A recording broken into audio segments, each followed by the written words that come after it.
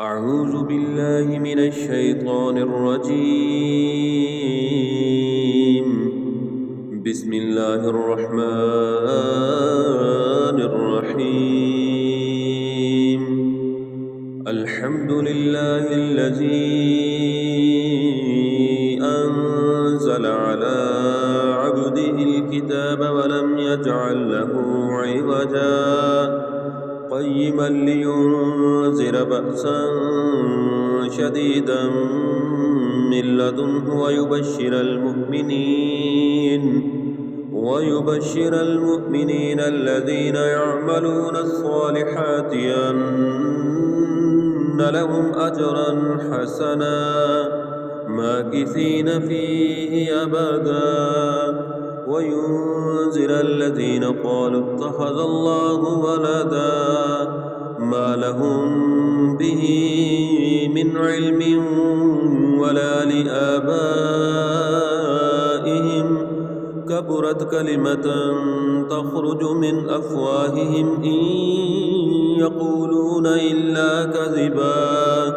فلعلك باخع نفسك على آثارهم إن لم يؤمنوا بهذا الحديث أسفا إنا جعلنا ما على الأرض زينة لها لنبلوهم أيهم أحسن عملا وإنا لجاعلون ما عليها صعيدا جرزا أم حسبت أن أصحاب الكهف والرقيم كانوا من آياتنا عجبا إذ أوى الفتية إلى الكهف فقالوا ربنا آتنا من لدنك رحمة وهيئ لنا من أمرنا رشدا فضربنا على آذانهم في الكهف سنين عددا ثم بعثناهم لنعلم أي الحزبين يحصى لما لبثوا أمدا نحن نقص عليك نبأهم بالحق إنهم فتية آمنوا بربهم وزدناهم هدى وربطنا على قلوبهم إذ قاموا فقالوا ربنا رب السماوات والأرض لن ندعو من دونه إلها لقد قلنا إذا شططا هؤلاء قوم اتخذوا من دونه آلهة لولا يأتون عليهم بسلطان بين فمن أظلم ممن افترى على الله كذبا وإذ اعتزلتموهم وما يعبدون إلا الله فأووا إلى الكهف ينشر لكم ربكم من رحمته ويهيئ لكم من أمركم مرفقا وترى الشمس إذا طلعت تزاور عن كهفهم ذات اليمين وإذا غربت تقرضهم ذات الشمال وهم في فجوة منه ذلك من آيات الله من يهد الله فهو المهتد ومن يضلل فلن تجد له وليا مرشدا وتحسبهم أيقاظا وهم رقود ونقلبهم ذات اليمين وذات الشمال وكلبهم باسط ذراعيه بالوصيد لو اطلعت عليهم لوليت منهم فرارا ولملئت منهم رعبا وكذلك بعثناهم ليتساءلوا بينهم قال قائل منهم كم لبثتم قالوا لبثنا يوما أو بعد يوم قالوا ربكم أعلم بما لبثتم فابعثوا أحدكم بورقكم هذه إلى المدينة فلينظر أيها أزكى طعاما أيها أزكى طعاما فليأتكم برزق منه وليتلطف ولا يشعرن بكم أحدا إنهم إن يظهروا عليكم يرجموكم أو يعيدوكم في ملتهم ولن تفلحوا إذا أبدا وكذلك عسرنا عليهم ليعلموا أن وعد الله حق وأن الساعة لا ريب فيها إذ يتنازعون بينهم أمرهم فقالوا ابنوا عليهم بنيانا ربهم أعلم بهم قال الذين غلبوا على أمرهم لنتخذن عليهم مسجدا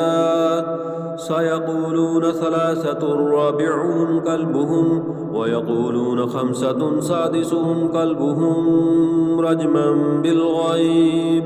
ويقولون سبعة وثامنهم كلبهم قل ربي أعلم بعدتهم ما يعلمهم إلا قليل فلا تمار فيهم إلا مراء ظاهرا ولا تستفت فيهم منهم أحدا ولا تقولن لشيء إني فاعل ذلك غدا إلا أن يشاء الله واذكر ربك إذا نسيت وقل عسى أن يهديني ربي ليقرب من هذا رشدا ولبثوا في كهفهم 300 سنين وازدادوا 9 قل الله أعلم بما لبثوا له غيب السماوات والأرض يبصر به وأسمعه ما لهم من دونه من ولي ولا يشرك في حكمه أحدا واتل ما أوحي إليك من كتاب ربك لا مبدل لكلماته ولن تجد من دونه ملتحدا واصبر نفسك مع الذين يدعون ربهم بالغداة والعشي يريدون وجهه ولا تعد عيناك عنهم تريد زينة الحياة الدنيا ولا تطع من أغفلنا قلبه عن ذكرنا واتبع هواه وكان أمره فرطا وقل الحق من ربكم فمن شاء فليؤمن ومن شاء فليكفر إنا أعتدنا للظالمين نارا أحاط بهم سرادقها وإن يستغيثوا يغاثوا بماء كالمهل يشوي الوجوه بئس الشراب وساءت مرتفقا إن الذين آمنوا وعملوا الصالحات إنا لا نضيع أجر من أحسن عملا أولئك لهم جنات عدن تجري من تحتهم الأنهار يحلون فيها من أساور من ذهب ويلبسون ثيابا خضرا من سندس واستبرق متكئين فيها على الأرائك نعم الثواب وحسنت مرتفقا واضرب لهم مثل الرجلين جعلنا لأحدهما جنتين من أعناب وحففناهما بنخل وجعلنا بينهما زرعا كلتا الجنتين آتت أكلها ولم تظلم منه شيئا وفجرنا خلالهما نهرا وكان له ثمر فقال لصاحبه وهو يحاوره أنا أكثر منك مالا وأعز نفرا ودخل جنته وهو ظالم لنفسه قال ما أظن أن تبيد هذه أبدا وما أظن الساعة قائمة ولئن رددت إلى ربي لاجدن خيرا منها منقلبا قال له صاحبه وهو يحاوره أكفرت بالذي خلقك من تراب ثم من نطفة ثم سواك رجلا لكن هو الله ربي ولا أشرك بربي أحدا ولولا إذ دخلت جنتك قلت ما شاء الله لا قوة إلا بالله إن ترني أنا أقل منك مالا وولدا فعسى ربي أن يؤتيني خيرا من جنتك ويرسل عليها حسبانا من السماء فتصبح صعيدا زلقا أو يصبح ماؤها غورا فلن تستطيع له طلبا وأحيط بثمره فأصبح يقلب كفيه على ما أنفق فيها وهي خاوية على عروشها ويقول يا ليتني لم أشرك بربي أحدا ولم تكن له فئة ينصرونه من دون الله وما كان منتصرا هنالك الولاية لله الحق هو خير ثوابا وخير عقبا واضرب لهم مثل الحياة الدنيا كماء إن أنزلناه من السماء فاختلط به نبات الأرض فأصبح هشيما تذروه الرياح وكان الله على كل شيء مقتدرا المال والبنون زينة الحياة الدنيا والباقيات الصالحات خير عند ربك ثوابا وخير أملا ويوم نسير الجبال وترى الأرض بارزة وحشرناهم فلم نغادر منهم أحدا وعرضوا على ربك صفا لقد جئتمونا كما خلقناكم أول مرة بل زعمتم أن لن نجعل لكم موعدا ووضي الكتاب فترى المجرمين مشفقين مما فيه ويقولون يا ويلتنا ما لهذا الكتاب لا يغادر صغيرة ولا كبيرة إلا أحصاها ووجدوا ما عملوا حاضرا ولا يظلم ربك أحدا وإذ قلنا للملائكة اسجدوا لآدم فسجدوا إلا إبليس كان من الجن ففسق عن أمر ربه أفتتخذونه وذريته أولياء من دوني وهم لكم عدو بئس للظالمين بدلا ما أشهدتهم خلق السماوات والأرض ولا خلق أنفسهم وما كنت متخذ المضلين عضدا ويوم يقول نادوا شركائي الذين زعمتم فدعوهم فلم يستجيبوا لهم وجعلنا بينهم موبقا ورأى المجرمون النار فظنوا أنهم واقعوها ولم يجدوا عنها مصرفا ولقد صرفنا في هذا القرآن للناس من كل مثل وكان الإنسان أكثر شيء جدلا وما منع الناس أن يؤمنوا إذ جاءهم الهدى ويستغفروا ربهم إلا أن تأتيهم سنة الأولين أو يأتيهم العذاب قبلا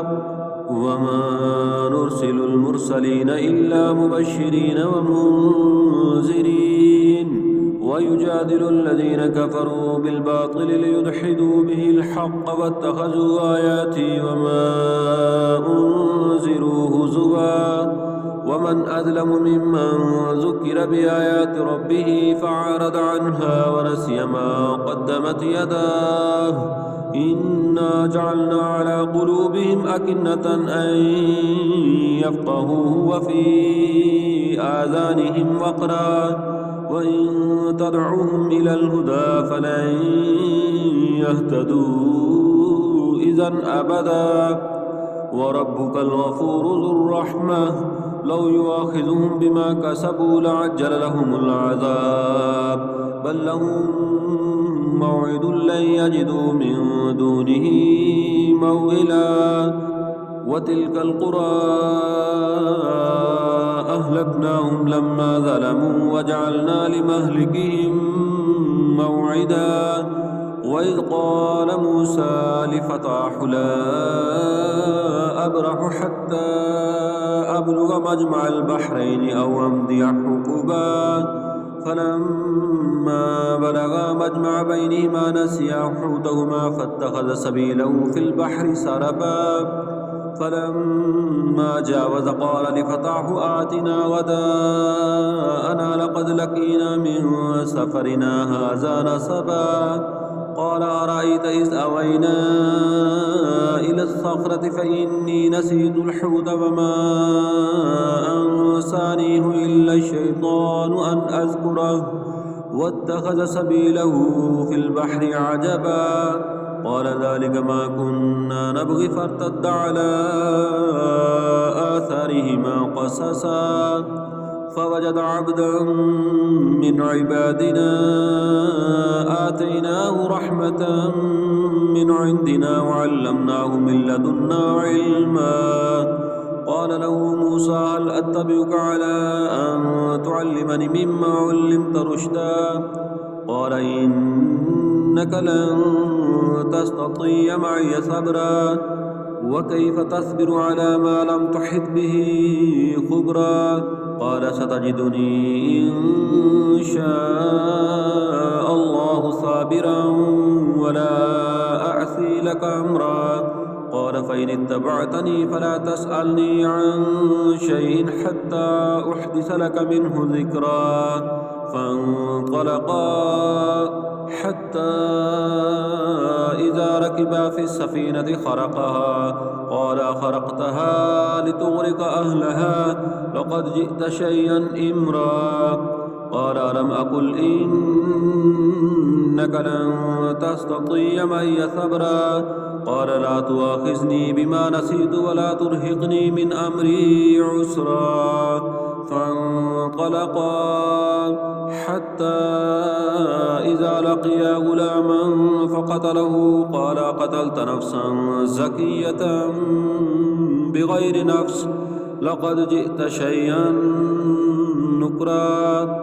قال لم أقل لك إنك لن تستطيع معي صبرا قال لم أقل لك إنك لن تستطيع معي صبرا قال إن سألتك عن شيء بعدها فلا تصاحبني قد بلغت من لدني عذرا فانطلقا حتى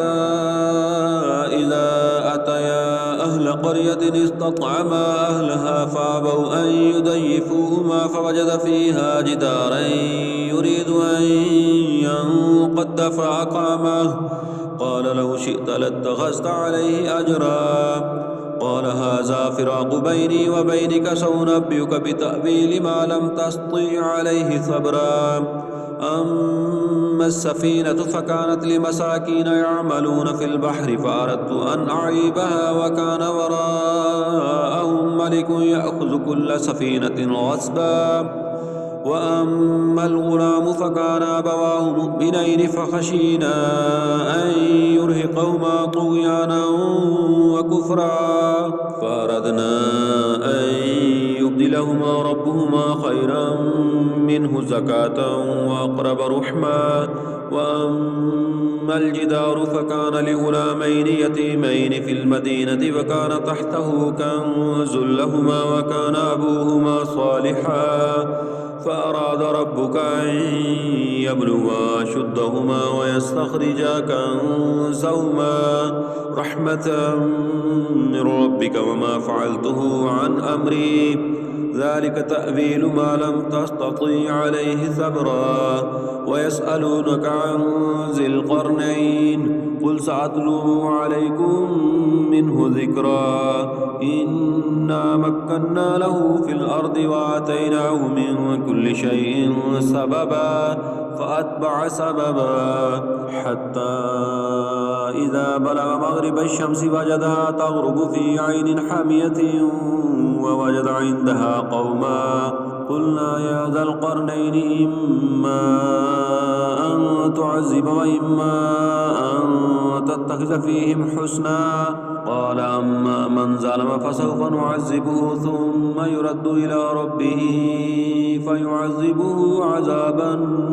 نكرا وأما من آمن وعمل صالحا فله جزاء الحسنى وسنقول له من أمرنا يسرا ثم أتبع سببا حتى